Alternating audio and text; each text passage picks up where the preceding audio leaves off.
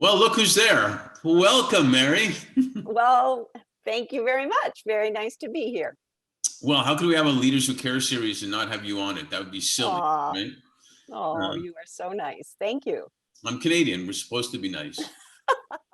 I'm from North Dakota. That's like South Canada.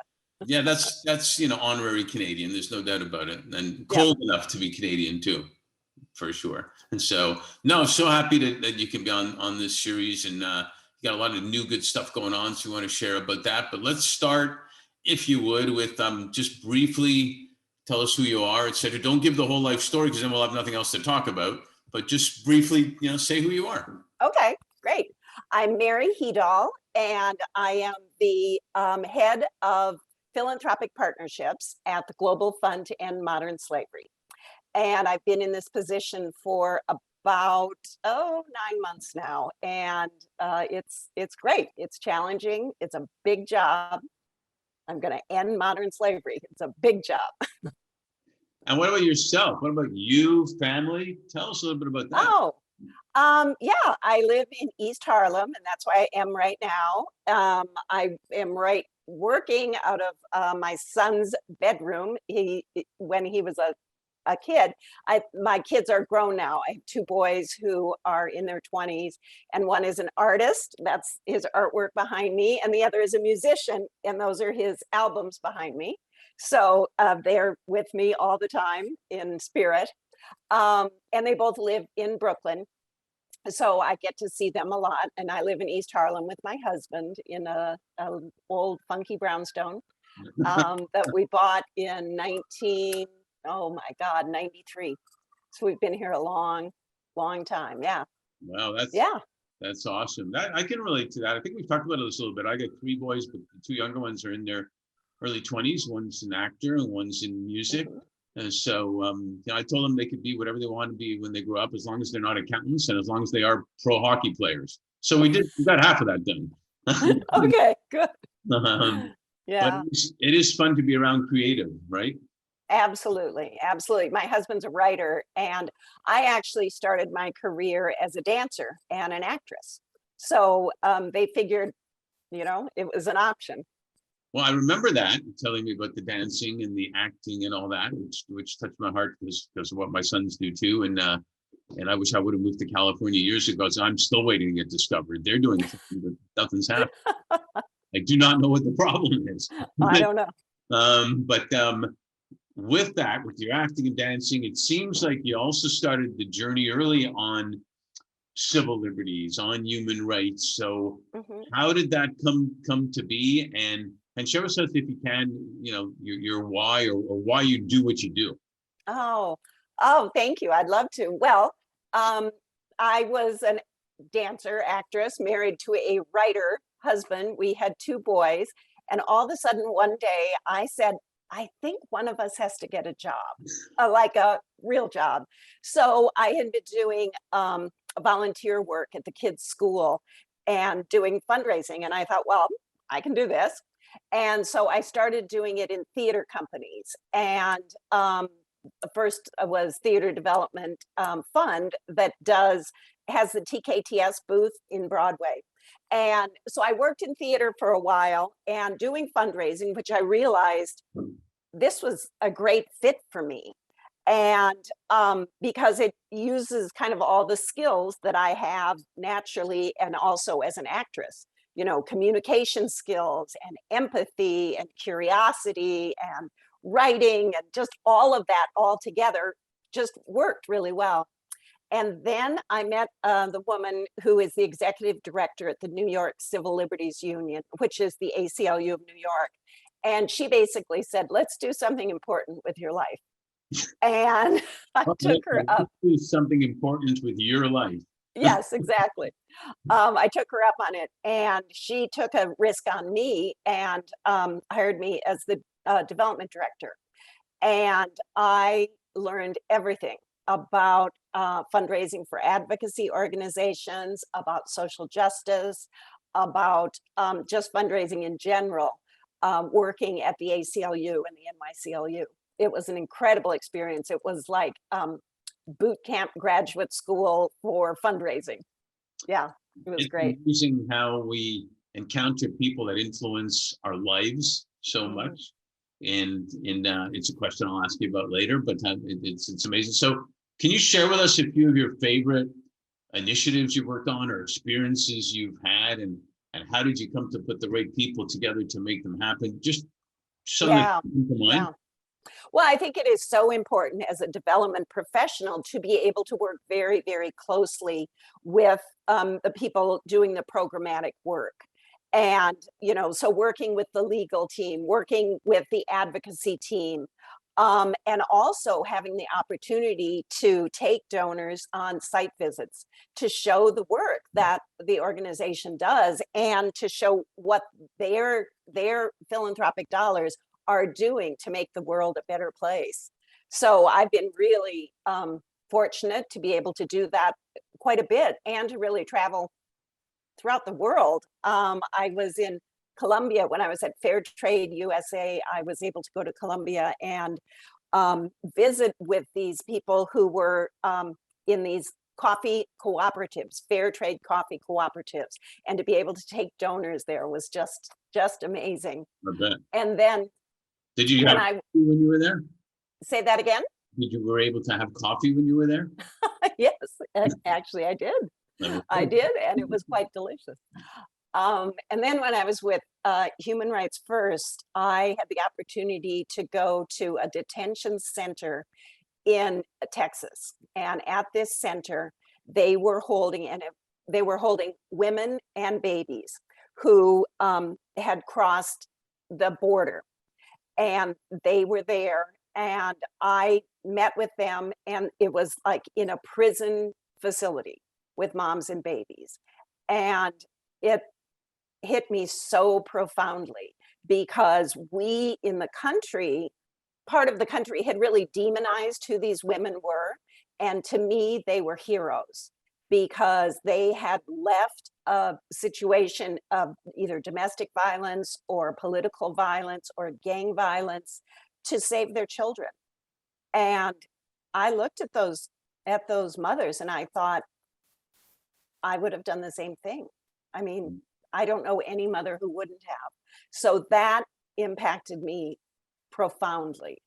And it stays with me and it reminds me why I do this work. Yeah, that's amazing, and it's great that you bring people to see it because number one, they see the results of what they put their investment or donation into, but they also feel it, and Yeah. and there's nothing like that. It doesn't give the same impact getting a letter, thanks for your donation, da da da da da. Yeah. So good for you. So the Global Fund to End Modern Slavery. It's a great name. Yeah. The name itself has impact in its own, and I guess you can, without knowing anything, you can imagine what that is, obviously. But can you tell us about the mission and you kind of intimated why you joined, but what's happening now and what does the future look like? Yeah. Oh, well, I'd love to. And I do always say the mission is in our name. I mean, we are trying to end modern slavery, and it is a huge undertaking. And what we are is the fund. And so we raise money from governments and philanthropic funding to support the rest of the field. And what we do is work with in-country organizations and really come up with a strategy. So it's not just a band-aid approach on, we'll put a shelter here and we'll do a rescue over here. It's really a systems change kind of strategy that we fund. The whole sector of ending modern slavery, human trafficking, forced labor is massive. And the effort that we're doing is massive, but it's not as massive as the problem. There are 40 million people today who are caught in modern slavery in some way, whether forced marriage, forced labor, commercial sexual exploitation, and this is 70% women, and one in four is a child. So this is a problem that needs massive attention. The profit that illegal traffickers make is approximately 150 billion a year. Yet what is given by governments and philanthropists collectively to end this is less than 1/1000th of that. It's less than 150 million. So our job, my job, is to increase the pool and increase the amount of money that is going to support really winning solutions that are going to make a difference in the lives of one person, and they're going to make the difference in the lives, hopefully, of 40 million people. Yeah, I'm on the board of an organization called Hidden Tears Project, and they raise awareness of child trafficking. And I met some women who had been trafficked in the stories, and I mean, it's mind blowing, and the people and the kids and people that are taken before our eyes, even here in the U.S., the type of thing. And I remember doing a little speech. It was a client of ours, and I had them come, and they did a whole gathering there to raise money and everything. And I challenged people to imagine themselves, because I've been there, in the supermarket, and all of a sudden your two kids that were right beside you are no longer there. And what goes through your mind super fast. And it happened to me a couple of times when the kids were little, because they were running around, and then you see them and you go, man, thank God. But imagine if you don't find them, and it's a day, a week, a month, a year. It's a significant problem that people go on vacation and the kids get taken, and all sorts of things like that. Yeah. The one thing that so many of the people who end up in some kind of either forced labor or modern slavery is the vulnerability. And the vulnerability either is because of economic circumstances, emotional circumstances, or, wrong place at the wrong time. And the mark of when someone has been trafficked, or the sign is when it includes force, fraud, or coercion. So, physical force, or, being lied to. A lot of times what happens is the recruiters say, we're going to give you a great job. You're in the Philippines. We're going to give you this great job in Hong Kong. You're going to work in doing like housework, domestic work. And all you have to do is pay $2,000. And so, the woman scrapes together $2,000 because she thinks she'll be able to send money back to her family. But the truth is, she gets there and is paid poorly, and then can't pay back the recruiter, and then goes into debt, and it's indentured servitude. So she can't get out of it. So that is very, very prevalent in the issues of like domestic servitude, or the construction and the apparel industry. Yeah, it's pretty disgusting. I'm watching this series called Made right now. Oh my gosh, yes. It's so good. Yeah, it is so good. I mean, it's not total slavery in her case, but there's parts of it there for sure. Yeah. She's forced to work, and how she's treated. And it's funny, it can happen to a lot of people that you didn't think it would happen to. Yeah, so definitely. It's crazy. It's so with respect to getting people aware of things like this, I find, like in my business where I've been working with talent leadership development for forever, it seems like it's taken decades for leaders of organizations and family offices and companies especially to realize that that doing good, you can actually do way better in business by doing good.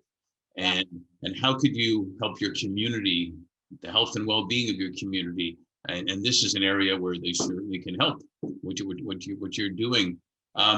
Did you ever have any interest in going on that side of the equation to put the money to where you are now?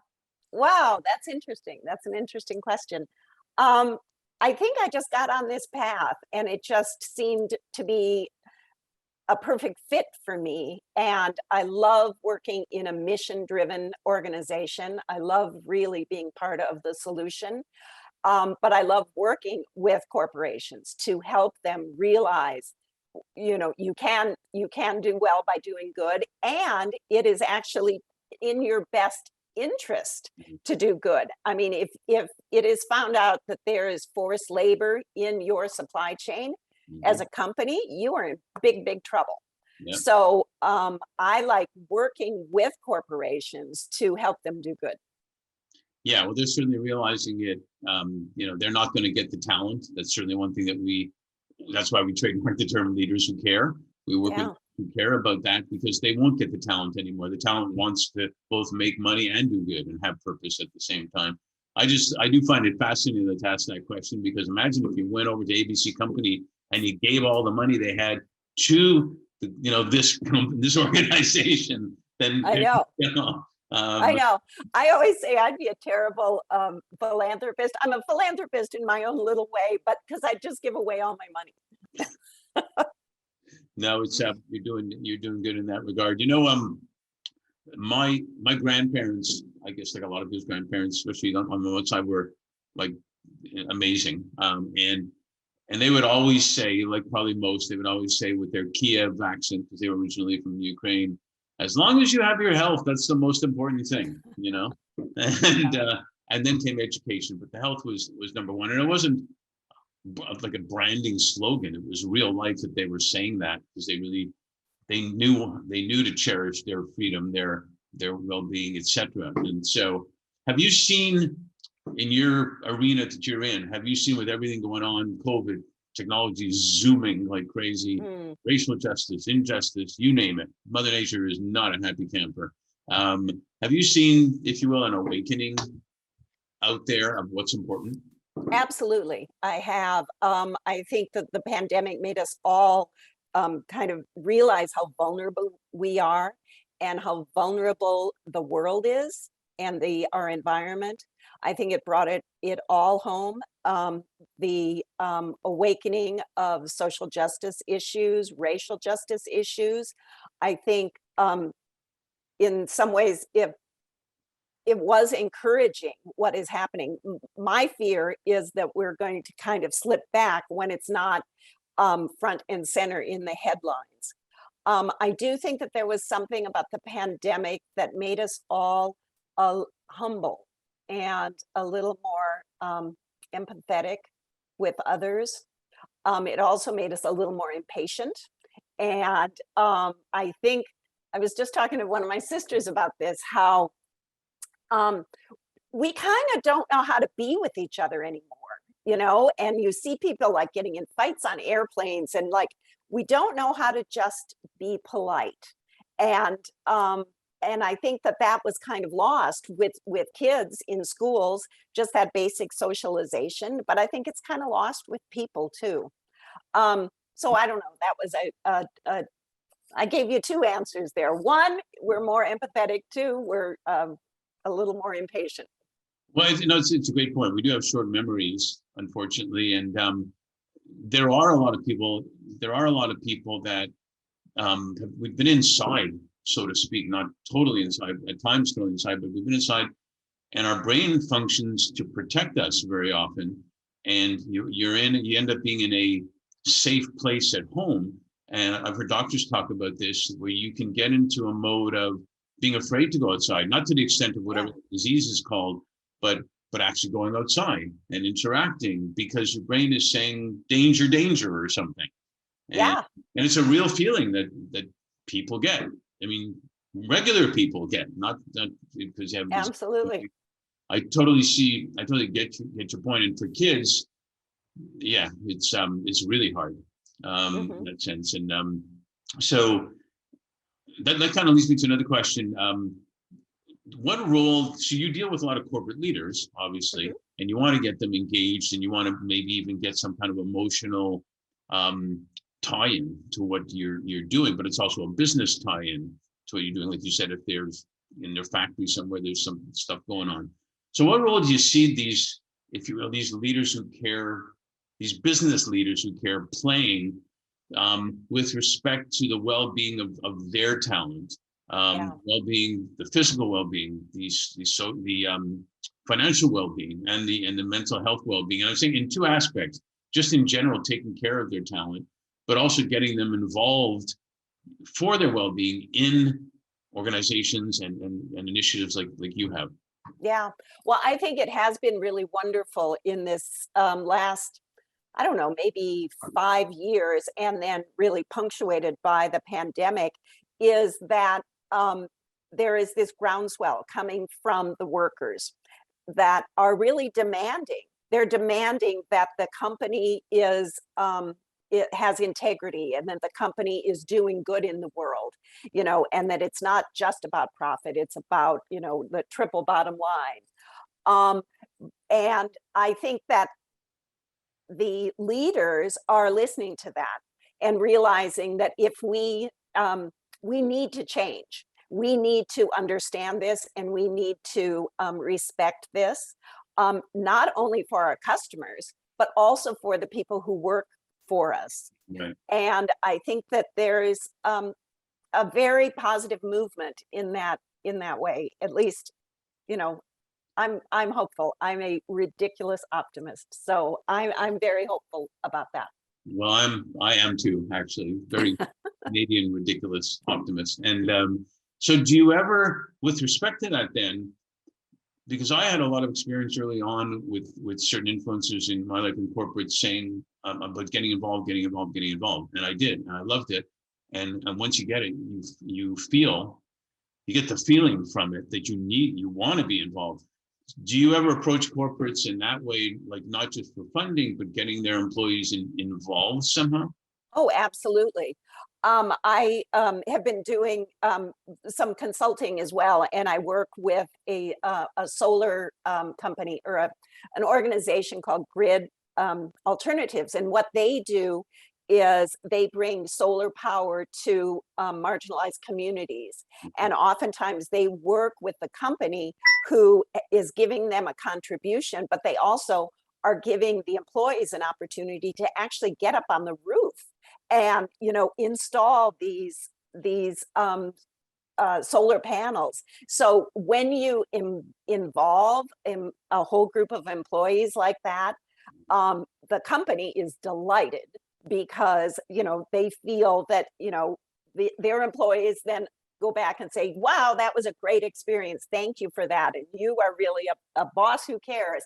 But then it also brings those employees closer to the organization. Anytime that you can work with volunteers in that way, it brings them closer. And from a fundraiser standpoint, that's golden.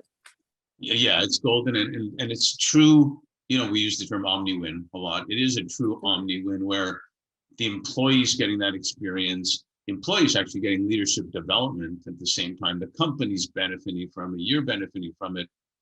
I mean, what the hell? Why we should be doing? And the people who just got the solar panels are benefiting from it. Yeah. So yeah, it's we've got to be more engaged that way to create these all new ends. So before we complete on this, I want to ask you then, and one client told me this, by the way, during 2021, with respect to 2020, he said, Mark, the year has flown by slowly. And I thought, yeah, that's perfect. It was brilliant, actually. It's not logical, but it's brilliant. And yeah, it's so true. So now here we are with 2021 is gone, going into 2022. Can you share with us what you're most grateful for, and also then what you're most hopeful for? Oh, I am so grateful now that we can be with each other again, that we can hug, that we can, talk, and, just the vaccine to me is a miracle. The fact starting to happen, just working up here in this little room is not where I do my best work by any means. I'm very happy that the world is opening up again. I worry about the other variants, but that is what I'm looking forward to, just to being with people, and to then also be able to take donors and to a site visit, to really, as I talked about earlier, to share, in the work that we're doing. Yeah, so that's what I am looking forward to. Oh, with my every being. Oh, get me out of here. I feel you, girl. I feel you. Well, you always bring light into my life when I talk to you. So Aw, thank you you. are definitely one of the leaders who care. Thank you for sharing, and thank you for doing really important work that you're doing over there. It's really critical, and that's something we really need. So way to go. Well, thank you. Thank you. And thank you for inviting me to do this. This is really fun. And thank you for highlighting the work of all the great people out there who are doing wonderful work, all those leaders who care. Got it. Thanks.